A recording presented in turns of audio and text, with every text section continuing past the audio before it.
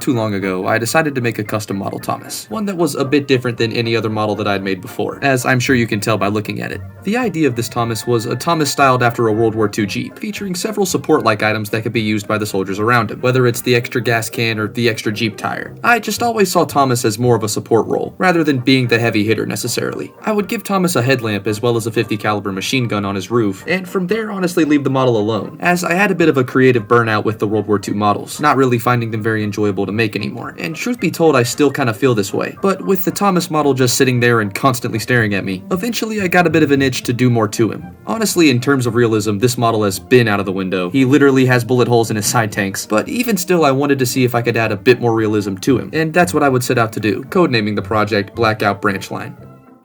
Now, in World War II it wasn't uncommon to quote-unquote black out a steam engine, and this had multiple meanings to it. In most cases it meant painting the entire engine black, this making the engines harder to find in the nighttime, as to avoid air attacks, but in some cases a large black tarp would be put over the locomotive's cab, more in an attempt to hide the fire, and it's this idea that I would try to employ with my model, as personally I don't feel as if Thomas would be too keen on giving up his blue livery, even during wartime, and as such I would handcraft a large black tarp to put over his body, as with this he'd be a lot harder to notice from the vantage of an airplane. Thomas is very much the same still featuring the added details on his back and front, as well as the bullet holes on either side, but I would end up removing his 50 caliber to fit the tarp, as well as removed his front lamp, changed his face, and added a new headlamp. Code-wise, the lamp isn't in a very realistic spot, but seeing as this Thomas would likely be running in the nighttime, I figure it would help give him a better view, even if the point is him being blacked out. It's fine. While part of me enjoyed the smile that Thomas had, I would end up changing it to this determined face, as not only does it make Thomas look a bit more serious, but I feel helps to convey the severity of the situation that he's in. Just like I did with the smile, I would weather it with charcoal weathering powder, more in an attempt to match the body, and once this was added I really feel as if it helped to bring the model together. I know because it's not realistic a lot of people don't really like the World War II Thomas, but I still wanted to keep it the same way that it looked before, as I don't imagine Thomas's role has changed, I just want him to look a little bit more fitting into that role. I also would shape the tarp in a way to make it look like the figure in Thomas's cab was peeking out, making sure everything's okay, and while the large tarp makes the front windows of the cab basically unusable, I imagine that Thomas has the front covered, being a talking tank engine and all. He would likely see what's in front of him first anyway, so I honestly considered it a small price to pay.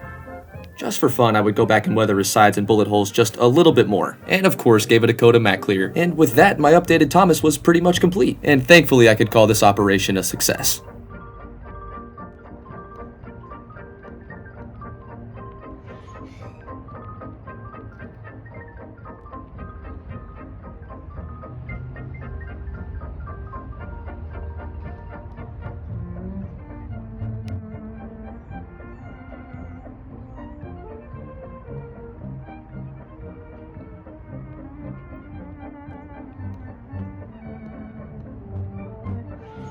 So now that we know what I did to Thomas, let's actually see this guy in action.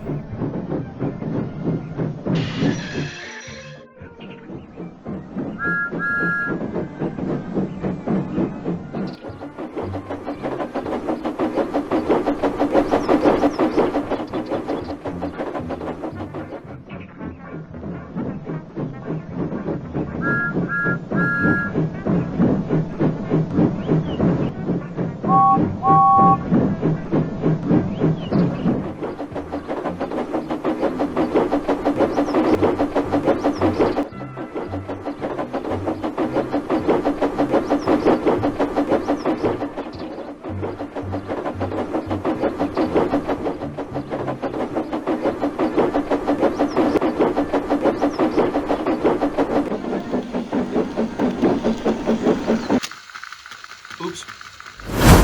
Now, like I said before, I still am in a bit of a creative rut with the World War II trains. And not because I don't have any ideas, more because I just really don't enjoy making them the same way that I did before. It kinda gets tiring putting bullet holes in all of your favorite characters and all of your trains, and honestly, it's just not something that I want to do all the time. But clearly it's a project that I still like to go back to, so don't take that as me saying I'm not making them anymore at all. It's just one of those things that I like to take my time with. And truth be told, there's other model projects that interest me a lot more. But no matter how I crack it, this still is one of my favorite modifications, and there's always another project on the workbench. The history of World War II is something that I've always been fascinated with, and it was fun to try to bring those interests together, and that's what this model is meant to be above all. Just a fun project, and though it took me a while to get back to it, I couldn't be more happy with the results. It's definitely going to turn some heads at the next model convention, and hopefully you guys enjoyed it too. If you guys did enjoy, be sure to like and subscribe as there's always more train stuff on the way. And as always, thank you guys for watching, and I'll see you guys in the next one.